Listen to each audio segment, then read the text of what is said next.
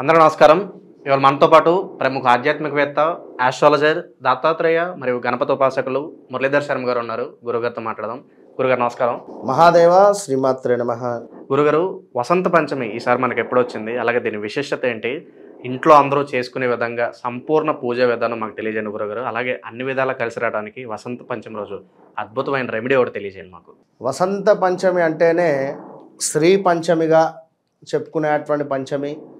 ఇది సరస్వతి అమ్మవారి యొక్క పుట్టినరోజుగా చెప్పుకునేటువంటి ఫెస్టివల్.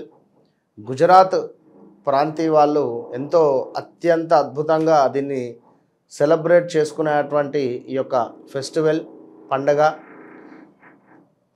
శ్రీ పంచమి, వసంత పంచమి ఇలా చెప్పుకునేటువంటి రోజు సరస్వతి అమ్మవారు పుట్టినరోజుగా నెమలి వాహనం మీద అమ్మవారు కూర్చొని ఎంతటి అహంకారభూరితమైనటువంటి వ్యక్తులనైనా, ఎంతటి అహంకారాన్నైనా మన జ్ఞానముతో మనము జయించాలి అనేటువంటి విధంగా అమ్మవారి యొక్క ఆ యొక్క రూపం అర్థం. చక్కగా హంసలు అమ్మవారి ముందు కొలువుదీరుతాయి. హంసలు అంటేనే ఎంతో స్వచ్ఛము, అంతటి ప్రేమతో ఉండేటువంటి అమ్మవారి యొక్క నిదర్శనాలు ఇవన్నీ. జ్ఞానం ఇప్పుడు నేను ఇక్కడ కూర్చొని మాట్లాడుతున్నా, నా వీడియో ఎవరో చూస్తూ ఉన్నారు, వారికి తెలియని విషయం నేను చెప్తూ ఉన్నా, వారు నా ద్వారా ఒక విషయాన్ని వారు తెలుసుకొని ప్రేరేపించబడేటువంటి పరిస్థితి ఒక మంచి భావనతో. కనుక ఈరోజు ఎవరైతే మీరు పూజించేటువంటి నిత్యము కొలువు తీరేటువంటి మీ దేవాలయంలో, ఇంట్లో అయినా లేదా మీ అందుబాటులో ఏదైనా సరస్వతి అమ్మవారి ఆలయం ఉన్నా, లేదా ఎక్కడైనా అమ్మవారికి సంబంధించినటువంటి ఆలయం ఉంటే చక్కగా కూడా అమ్మవారికి ఒక వస్త్రాన్ని డొనేట్ చేయండి. లేదా అమ్మవారికి ఎంతో ప్రీతికరమైనటువంటి ప్రసాదము మనకు అన్నపాయసాన్ని నివేదన చేయండి. ఇక రెమెడీ అనేటువంటి విషయాన్ని చూసుకుంటే, ఒక ధర్మమైనటువంటి విషయము లేదా ఒక మంచి మాట నలుగురికి చెప్పే ప్రయత్నం చేయండి. ఒక మంచి మాటను నలుగురికి చెప్పే ప్రయత్నం చేస్తే ఆ నలుగురిట్లో ఎవరైనా ఒక్కరైనా మార్పు వస్తుంది. నానా ఈ పని కాదు, ఇది ఇట్లా చేయాలి, మీరు ఇట్లా ఉండకూడదు, ఈ విధంగా ఉండాలి, చెట్టుకు నీరు పోయాలి అని కానీ, లేదా ఇలాంటి పరిస్థితులు విన్నరా. ఉదాహరణకు ఇవాళ రేపు ఎట్లా ఉంది అంటే, మంచి చెబితే వినే పరిస్థితి లేదు.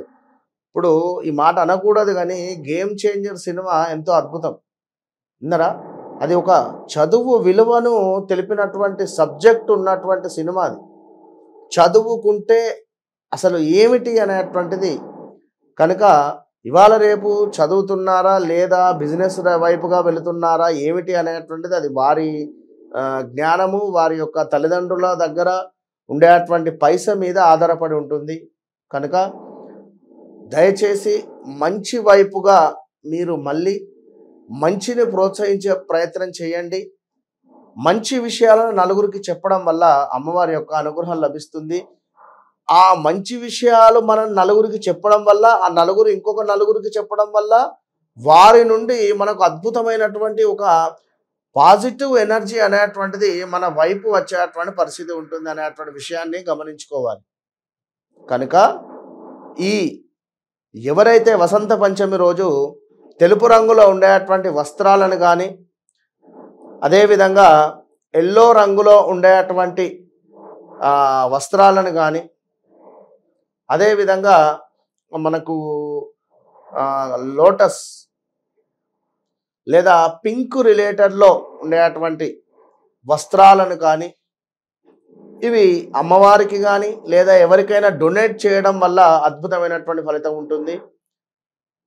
మరొక ముఖ్యమైన విషయం ఏమిటి అంటే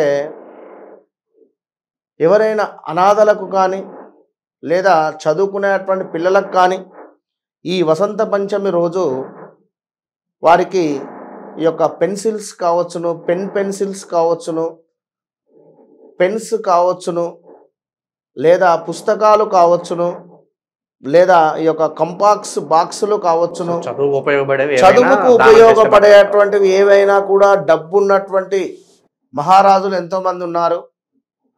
వారు మీ సరౌండింగ్ను విడిచిపెట్టండి, ఎక్కడో ఒక ప్రదేశానికి వెళ్ళండి. కారులో ఒక 10,000 రూపాయల నేను చెప్పినటువంటి పెన్సిల్స్ పుస్తకాలు అన్నీ వేసేసుకోండి. కారులో మీకు నచ్చిన ప్రదేశానికి వెళ్ళిపోండి. ఒక పల్లెటూరికి వెళ్ళి ఆ స్కూల్లోకి డైరెక్ట్గా వెళ్ళి అందరికి ఒక స్వీట్ ఇచ్చి ఇది మీరు డొనేట్ చేసేసేయండి. అక్కడ ఇక్కడికే వెళ్ళాలి అంటే ఇంకొకరు అక్కడికే వస్తారు, చెప్పలేం కదా. ఇప్పుడు నలుగురు 4 చోట్లలోకి వెళ్ళే బదులు ఒక 20-30 కిలోమీటర్లు లాంగ్ వెళ్ళిపోండి, 40 కిలోమీటర్లు వెళ్ళిపోండి, 50 కిలోమీటర్లు వెళ్ళిపోండి. వెళ్ళిపోయి మీ మనసు చెప్తుంది ఎక్కడనైతే ఊర్లో స్కూల్ ఉంటుందో అక్కడ స్కూల్లో పిల్లలకు పంచిపెట్టి వచ్చేసేయండి. అంతే, వేరే ఏది ఆశించొద్దు. ఇది నేను పంచుతున్నాను, నాకు ఈ పని అవుతుంది లేదా నాకు ఆ పని అవుతుందని ఏదొద్దు. మంచి మనసుతో ఈరోజు అమ్మవారు నా యందు తృప్తి పడాలి అనేటువంటి భావనతో మీరు అవి పనిచేసి వచ్చేయండి. ఆ రోజు మీరు అమ్మవారిని దర్శించుకోకున్నా కూడా బాధలేదు, విన్నారా. నెక్స్ట్ డే దర్శించుకోండి. ఎందుకంటే ఇవాళ రేపు మొన్న ఇన్సిడెంట్ జరిగింది తిరుమలలో, ముక్కోటి ఏకాదశికి. సో వసంత పంచమి రోజే అమ్మవారిని చూడాలని పని లేదు. అమ్మవారికి ఇష్టమైన పనులు చేయండి. అమ్మవారికి ఏదైతే ఇష్టమో, ఇప్పుడు మీ తల్లికి ఏది ఇష్టము ఆ పని మీరు చేయండి.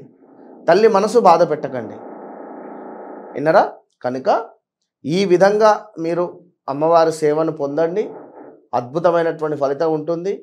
ఇక పిల్లలకు అంటే ఖచ్చితంగా కూడా ఈ 3 సంవత్సరాలు 5 సంవత్సరాలలో ఇంకా అక్షరాభ్యాసం కాని వారికి అక్షరాభ్యాసం చేసుకునే ప్రయత్నం చేయండి. ఈరోజు తిరిగి అక్షరాభ్యాసం అయినను ఈ 3, 4, 5 సంవత్సరాలు, ఈ 5 సంవత్సరాల లోపు పిల్లలు కానీ లేదా 7 సంవత్సరాలు 9 సంవత్సరాల లోపు బాలులకైనా కూడా నాలుకపై బీజాక్షరాలు రాస్తారు.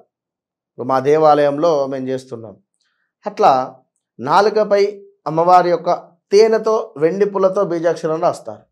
అలా రాయించుకొని, ఎందుకంటే కొందరు అంటే ఎగతాళని కాదు, కొందరు నత్తి మాట్లాడిన వర్డ్స్ క్లారిటీగా పలకకుండా ఇలాంటివి కొన్ని ఉంటే అమ్మవారికి తేనెతో అభిషేకించినటువంటి ఆ యొక్క తేనెను పిల్లల నాలుక మీద బీజాక్షరాలుగా కూడా రాస్తారు. రాయడం వల్ల వారికి అద్భుతమైనటువంటి మేధాశక్తి పెరుగుతుంది. దాని వలన అద్భుతంగా మాట్లాడేటువంటి జ్ఞానము ఆ తల్లి ఇస్తుంది. కనుక ఈ వసంత పంచమి రోజు చక్కగా 2వ తారీఖు రోజు మీరు అమ్మను దర్శించుకొని, మీరు 3వ తారీఖు కూడా ఉదయం ఉంటుంది, బట్ 2వ తారీఖు రోజే మీరు దీనికి సంబంధించింది సెలబ్రేట్ చేసుకునేటువంటి ప్రయత్నం చేయండి. మంచి ఫలితం ఉంటుంది. All the best. Vasantha Panchami గురించి ఎన్నో విశేషాలు తెలియజేశారు గురుగారు. ధన్యవాదాలు. మహాదేవ.